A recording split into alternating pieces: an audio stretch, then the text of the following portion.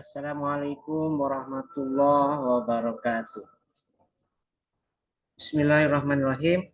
Alhamdulillahirabbil alamin. Wa bihi nasta'in ala umuri dunya waddin. Wassalatu wassalamu ala asyrafil anbiya'i wal mursalin. Sayyidina wa maulana Muhammadin wa ala alihi wa sahbihi ajmain. Rabbi shrah li sadri wa yassir li amri wahlul 'uqdatam min lisani yafqahu qawli amma ba'du.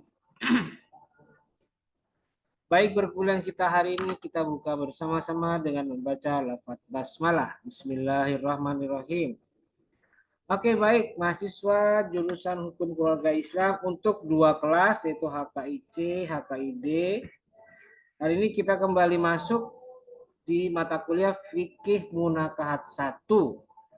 Setelah minggu yang lalu, tanggal 17 dan 18 Oktober, itu kita sudah melaksanakan ujian tengah semester atau UTS yang alhamdulillah sudah berlangsung dengan lancar dan berhasil ya.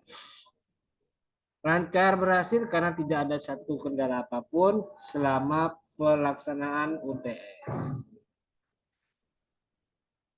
Lancar dan baik karena hasilnya alhamdulillah secara keseluruhan sudah saya koreksi cukup baik walaupun ada beberapa mahasiswa baik di C dan D yang mendapatkan nilai masih di bawah rata-rata. Kalau kelas C yang mendapatkan nilai di bawah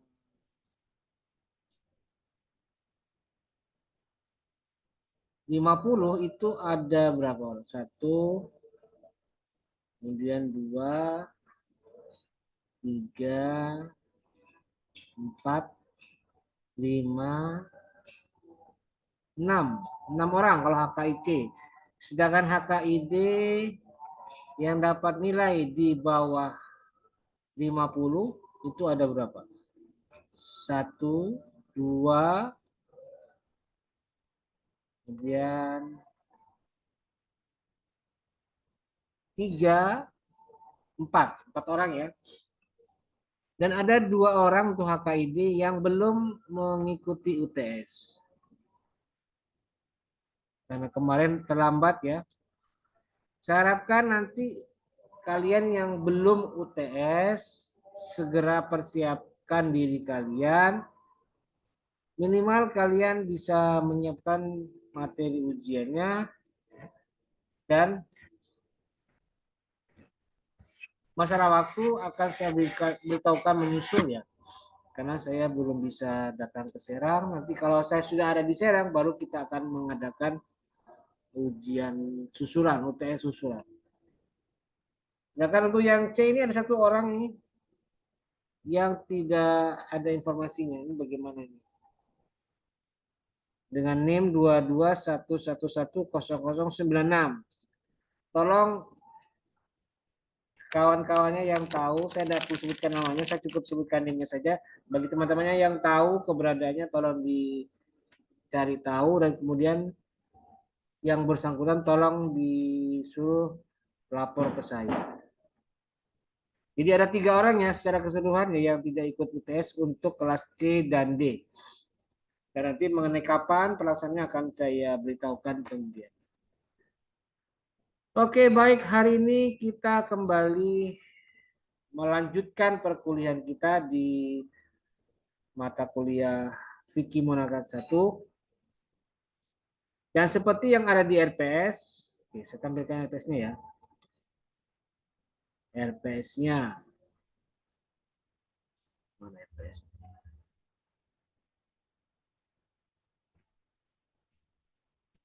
Oh, tidak muncul.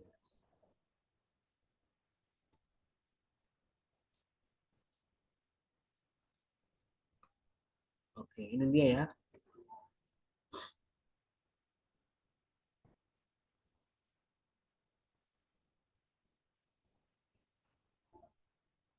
Nah, ini dia. Mata kuliah Fikih Munakar 1 untuk pertemuan ke-9 itu temanya atau bahan kajiannya adalah memahami syarat-syarat pernikahan. Sorry, materinya. Bahan kajiannya ada 4. Pertama syurutul iniqad, kedua syurutul sihah, ketiga syurutul nafal, dan keempat syurutul luzum.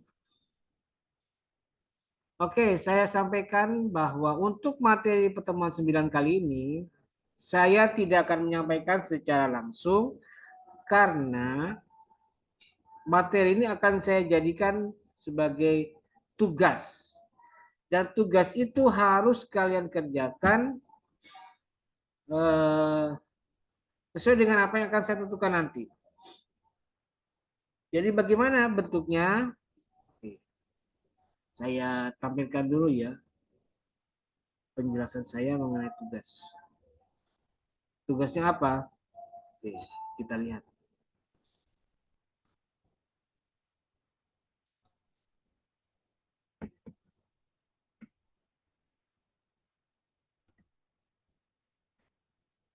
Nah, ini dia.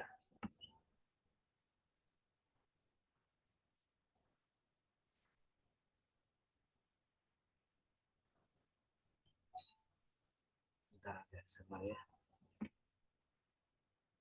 Nah, jadi hari ini saya akan memberikan tugas berupa video presentasi dengan materi syarat-syarat pernikahan. Yang tadi itu ya, yang ada 4. Nah, tugasnya adalah buatlah video presentasi kalian dengan tema syarat-syarat pernikahan dengan bahan materi slide yang nanti akan saya tampilkan bersamaan dengan tugas ini. Jadi bahannya saya sudah siapkan, saya sudah punya modul, dan nanti kalian pelajari dulu, baca lagi, baca dulu modul saya. Nah, setelah kalian baca, maka kalian serap, pahami, lalu nanti apa yang kalian pahami dari video saya, kalian presentasikan. Jadi seolah-olah kalian sudah paham. Jadi kalian tahu apa itu pengertian ini, pengertian itu, dan seterusnya. Jadi tolong saya pesan kepada kalian, saat kalian presentasi, kalian sudah paham dulu modul saya itu. Kalian sudah paham dulu apa yang mau kalian presentasikan. Jadi tidak sekedar membaca modul saya. Ingat, itu yang harus diperhatikan. Jangan sekedar membaca. Saya akan nilai kalian dari video yang ada di tugas kalian itu, kira-kira video ini memahami atau tidak kalian itu. Kalau kalian benar-benar memahami, buktikan, tunjukkan dengan cara kalian ekspresikan, kalian jelaskan modul saya itu. Jadi kalau misalnya begini, ada keterangan bahwa syarat perempuan adalah bukan mahram. Nah, kalian jangan cuma membaca. Syarat perempuan adalah pertama bukan mahram. Lalu yang kedua apa? Tidak ada begitu. Itu kan membaca. Tapi kalau kalian paham betul isi dari modul saya tadi, yang ada di modul saya itu, pasti kalian akan jelaskan. Kalau misalnya ada istilah-istilah yang kurang jelas, maka kalian wajib menjelaskan. Misalnya tadi, bukan mahram. Mahram itu apa? Yaitu orang yang terlarang untuk dinikahi. Jadi syarat seorang calon istri, calon mempelai perempuan adalah dia bukan mahram. Mahram itu adalah, jadi kalian jelaskan. Mahram itu adalah seseorang atau perempuan yang haram untuk dinikahi. Atau haram atau batal wudhunya ketika bersentuhan dengan perempuan ini. Itu mahram. Atau tidak batal. Karena mahram itu kan orang yang tidak batal meskipun bersentuhan. Misalnya adik kandung, ibu kandung, anak kandung, keponakan, dan yang lain-lain. Itu tidak batal wudhunya ketika bersentuhan kulit dengan mereka. Jadi tolong itu kalian jelaskan dengan baik. Dan saya bisa memantau dari video ini. Kira-kira paham nggak? Kalau misalnya videonya kelihatan membaca, maka nilainya tidak lebih bagus dari yang paham. Jadi saya sampaikan kalau nilainya bagus misalnya contoh 90, biasanya saya menilai dari cara dia berpresentasi, cara dia menyampaikan materinya. Berarti dia paham. Tapi kalau misalnya dia tidak paham atau misalnya dia tidak menguasai dengan baik isi modul tadi, maka saya kasih nilai tidak lebih tinggi. Misalnya kasih 60, kasih 70, berarti itu saya menilai bahwa dia tidak bisa atau tidak menguasai dengan baik atau hanya sekedar membaca. Ingat ya, jadi itu pesan saya. Tolong ketika membuat video, ketika presentasi, kalian baca dulu modul saya. Dan kalau memang tidak menemukan penjelasannya, coba cari di tempat lain, cari di referensi yang lain, cari di modul-modul yang lain. Apa maksudnya? Misalnya kafaah. Apa itu kafaah? Saya kan sudah menjelaskan kafaah itu. Silakan kalian cari di modul saya tentang kafaah atau di modul yang lain, di buku yang lain, di referensi yang lain. Itu ya. Jadi buatlah video presentasi dengan tema syarat pernikahan dengan bahan slide presentasi yang sudah saya lampirkan. Jadi sudah saya bantu. Perhatikan petunjuk pengerjaannya. Satu, kerjakan secara individual. Jadi bukan tugas kelompok. Tolong, ini tugas individual, tugas personal, bukan tugas kelompok, bukan tugas bersama. Yang berikutnya, silahkan gunakan media apapun untuk melakukan recording. Jadi silahkan kalian pakai apa. Tapi saya menyarankan agar memudahkan proses teknis dalam presentasi, coba kalian pakai aplikasi Zoom seperti ini. Saya menyarankan. Rekomendasi yang kuat saya sarankan ini. Pakai Zoom. Karena nanti pada saat presentasi kalian wajib menampilkan wajah kalian sendiri. Ingat, yang harus kalian lakukan ketika presentasi ya kalian tampilkan wajah kalian kayak begini nih, kayak saya nih. Penjelasannya ada, tapi video saya ada di sini nih. Sini. Video saya ada. Jadi tetap bisa melihat saya, ekspresi saya bagaimana. Sama juga kayak kalian harus seperti itu. Kemudian untuk memudahkan proses penyertaan file PDF selama presentasi atau misalnya PowerPoint-nya mau ditampilkan kayak begini, sebaiknya pakai laptop. Bukan HP pada saat merekam. Usahakan pakai laptop supaya apa? Tampilannya jelas. Yang kalian presentasikan jelas. Wajah kalian masih jelas. Itu. Ya, tolong diperhatikan. Dan batas akhir pengumpulan tugas untuk kelas D hari Senin tanggal 30 Oktober 2023 jam 08.00 untuk yang kelas C. Sedangkan untuk kelas D hari Selasa tanggal 31 Oktober 2023 pukul 08.00. Jadi cuma beda sehari. Kalau C hari Senin tanggal 30, kalau D hari Selasa tanggal 31. Dan ingat batas akhirnya ini, sebab kalau tidak diperhatikan, maka akan teledor, akan ceroboh.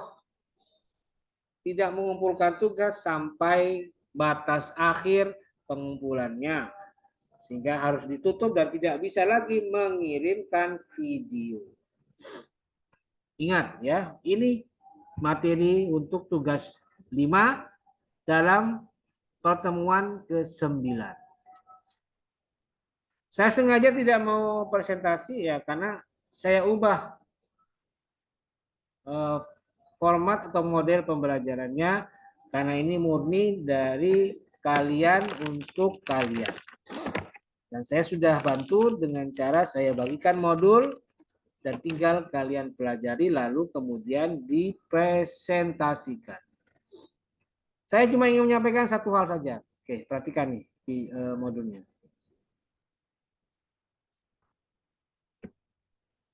Saya tampilkan ya.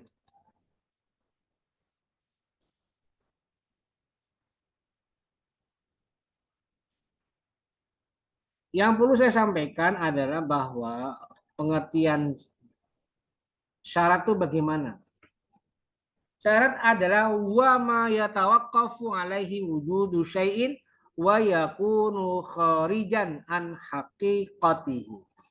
Yaitu sesuatu yang harus ada dalam sebuah perbuatan, ma yatawaqqafu alaihi wujudu syai'in, sesuatu yang harus ada dalam sebuah perbuatan dan tetapi wa yakunu kharijan an haqiqati,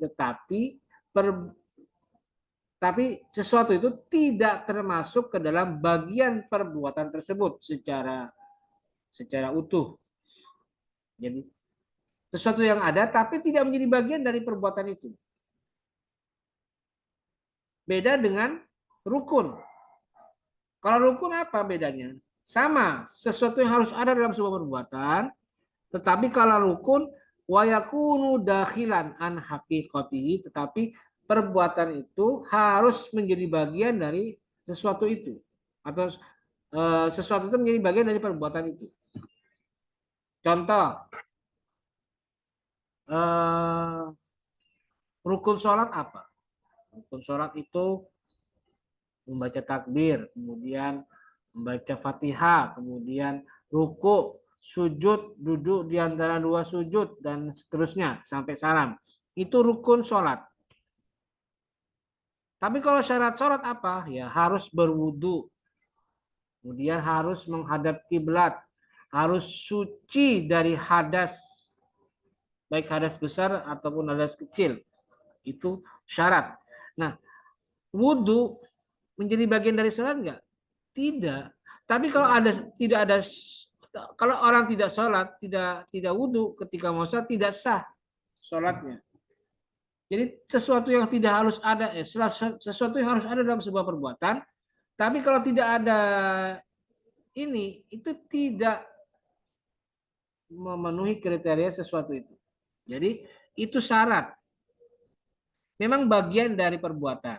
Perbuatan sholat, perbuatan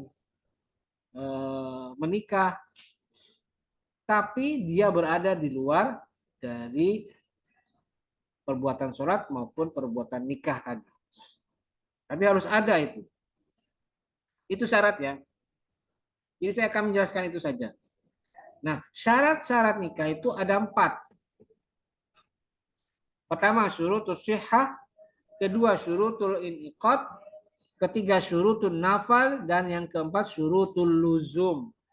Nah, syurutul sihhah, syurutul iniqad, syurutul nafal, dan syurutul luzum inilah yang akan kalian jelaskan nanti di modul atau di video presentasi saat kalian menjelaskan modul saya ini. Nah, modul ini yang akan nanti dijelaskan karena ini ada lengkap ya.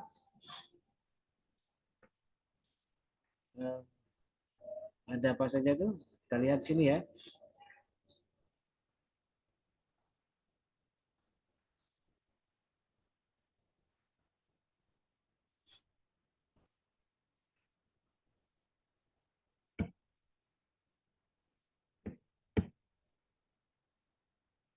Nah, bisa.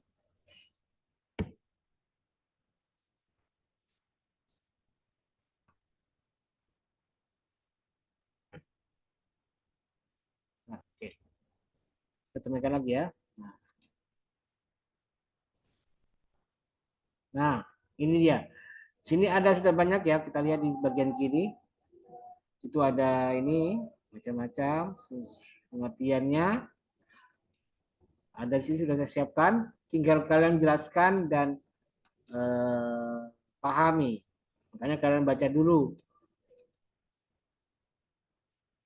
Sudah ada beberapa ini. Nanti kalian baca dan pelajari dulu, cari tahu maksudnya apa. Baru kalau sudah paham, baru kalian jelaskan. Nah, itulah tugas 5 untuk materi tentang syarat-syarat pernikahan. Semoga kalian bisa mengerjakan dengan baik. Jika ada nanti yang belum jelas terkait tata cara teknis pembuatan video, bisa kalian sampaikan pertanyaannya melalui kolom komentar yang ada di Google Classroom ataupun yang ada di channel YouTube saya untuk video ini. Baik, saya kira cukup untuk perkuliahan kita pada hari ini. Terima kasih. Dan mari kita akhiri dengan bersama-sama membaca lafaz hamdalah. Alhamdulillahirabbil alamin. Terima kasih. Wallahul muwaffiq ila aqwamit thariq. Wassalamualaikum warahmatullahi wabarakatuh.